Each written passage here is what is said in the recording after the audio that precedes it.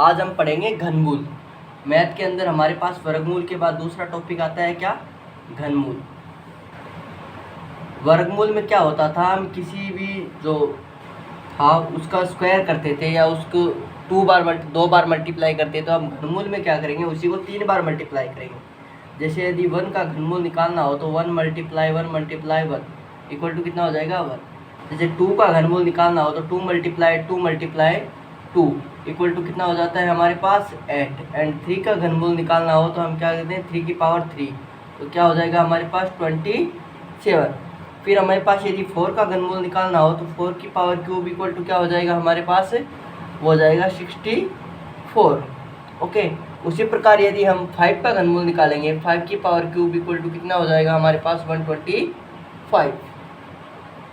Okay, या 125। 6 का cube निकालेंगे तो अब ये हो जाएगा हमारे पास क्या हो जाएगा 216 या 216। 7 का क्यूब निकालेंगे या 7 का क्यूब निकालेंगे तो हमारे पास क्या हो जाएगा 343।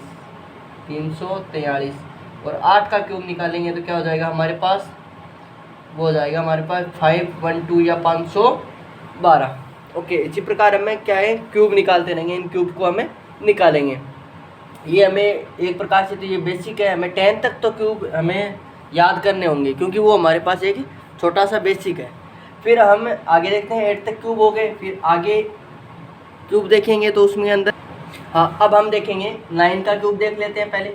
9 क्यूब कितना हो जाएगा हमारे पास, 9 क्यूब होता है 729 या 729। और 10 का क्यूब सभी को पता है क्या होता है 1000 होता है। ओके, ये हमारे पास ओनली क्यूब के अंदर हमें 10 तक ही याद रखने हैं क्योंकि इससे ज़्यादा हम क्यूब याद रख भी नहीं पाएंगे। ओके, फिर हम क्या करते हैं कि जो घनमूल होता है, यदि घनमूल का क्वेश्चन आ गया और कोई बड़ी संख्या हमारे पास घनमूल के अंदर दे दी तो हम उसको कैसे सोल्व करेंगे, ये तो हमारे याद रखने योग्य हो गए।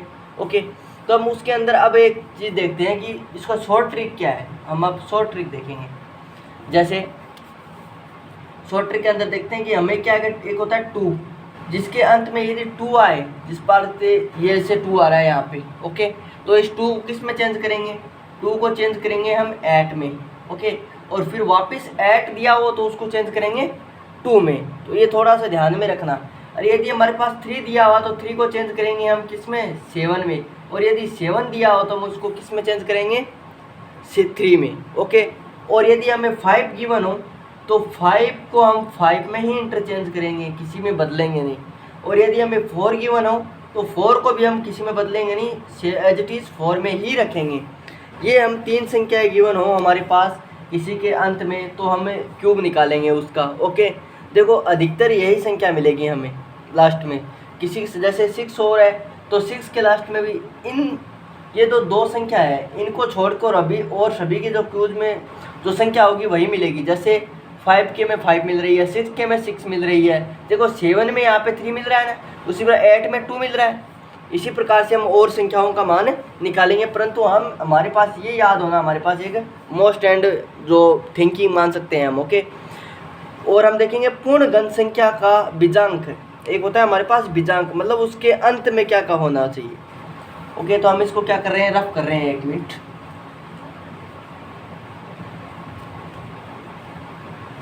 हमारे पास एक है कि पूर्ण घन होने का, पूर्ण घन संख्या का बीजांक। बीजांक क्या होता है, लास्ट का अंक होता है, या चरम अंक बोल देते हैं, इकाई अंक बोल देते हैं, वो होता है 189। ये 3 अंक होते हैं, ये एज टी हम याद रख सकते हैं। ओके, एंड उसके बाद हम देखते हैं कि कैसे फाइंड करेंगे। जैसे हमारे पास यदि कोई संख्या गिवन हो 10 6 4 8, इसका हमें यदि घनमूल निकालना हो तो इसको कैसे फाइंड करेंगे। तो सबसे पहले हम वर्गमूल में 2-2 के जोड़े बनाते थे, 2-2 के हम जोड़े बनाते थे। और जैसे किसी भी 2 के जोड़े, और हम घनमूल में क्या करते हैं 3 के जोड़े बनाते हैं। ओके, जैसे 3 का जोड़ा बना लिया तो इसके अंत में 8 आ रहा है, 8 आ रहा है हमारे पास। तो 8 को किस में इंटरचेंज करते हैं हम, आपको बताया था मैंने अभी भी 2 में, और 2 को 8 में करते हैं। तो 8 को मैंने 2 में इंटरचेंज कर दिया। हमें जो इकाई का अंक है, जो चरम अंक है, उसको ही चेंज करना है, 2 में चेंज कर दिया।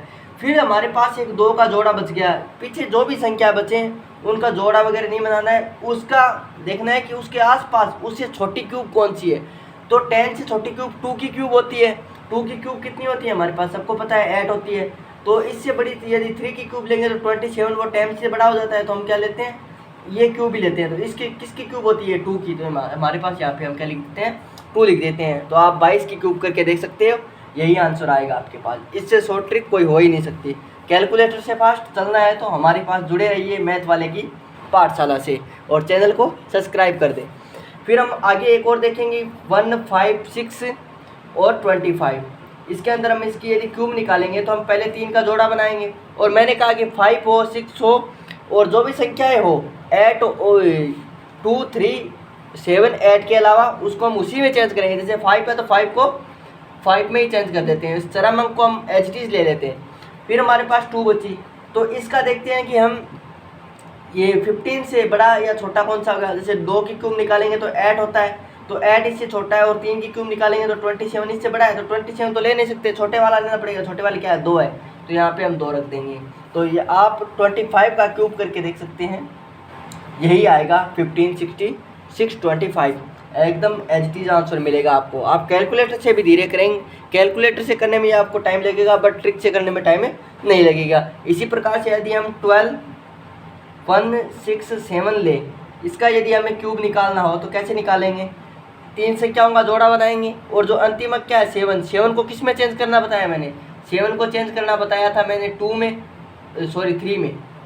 में और 3 को चेंज करना बताया था किसमें 7 में। तो 7 को चेंज किया किसमें 3 में चेंज हो गया। फिर बचा हमारा 12 से बड़ा 25, 8 से बड़ा होता है 27 और 8 किसका होता है क्यूब, तो वो 2 का होता है, अभी भी मैंने बताया। तो 8 होता है, तो यहाँ पे क्या हो जाएगा 2 आ जाएगा। आप 23 का क्यूब करके देख सकते हैं, यही संख्या आएगी। कैलकुलेटर से भी फास्ट हमें गणना करनी है, यही हमारा उद्देश्य है। कम से कम टाइम लगे, क्योंकि आजकल एग्जाम होते हैं उसके अंदर सेकेंडों से भी कम टाइम देते हैं। ओके, फिर आगे हम देखते हैं एक आधे क्वेश्चन और देख लेते हैं। तो उसके अंदर देखेंगे, अब एक क्वेश्चन और देखेंगे, उसके बाद नेक्स्ट क्लास में देखेंगे। Okay, 195 and 112। ओके, हम अब 6 डिजिट का नंबर ले लेते हैं एंड इसका क्यूब निकालना है। तो हम क्या करते हैं, पहले 3 का जोड़ा बना लेते हैं। तो 2 को किस में इंटरचेंज करते हैं, 2 को मैंने किस में इंटरचेंज करने में बताया 8 में और 8 को 2 में। तो 2 को किस में इंटरचेंज कर देते हैं 8 में। ओके, फिर हमारे पास 195 है, 195 के आसपास क्या है, किसका लेंगे क्यूब, 5 का क्यूब कितना होता है 125 और 6 का क्यूब कितना होता है, अभी भी मैंने ये याद करने को बोला था 216 होता है। ये तो बड़ा हो जाता है पर ये छोटा है, तो हम क्या लेते हैं यहाँ से 5 ले लेते हैं। तो यहाँ पे एच रख देते हैं 5। ये 58 का क्यूब करोगे तो आप यही आएगा, ये एच आंसर आपको देखने को मिल जाएगा। तो ऐसे ही आसान ट्रिक्स जानने के लिए हमारे साथ जुड़े रहिए और बने रहिए और चैनल को सब्सक्राइब कर लीजिए, जिससे कि आपके सामने हम नई नई ट्रिक्स ला सकें और आप हमारा भी सपोर्ट बना रहे। And subscribe the channel and like option है उस पर क्लिक करना नहीं भूले। Okay, thank you dear students.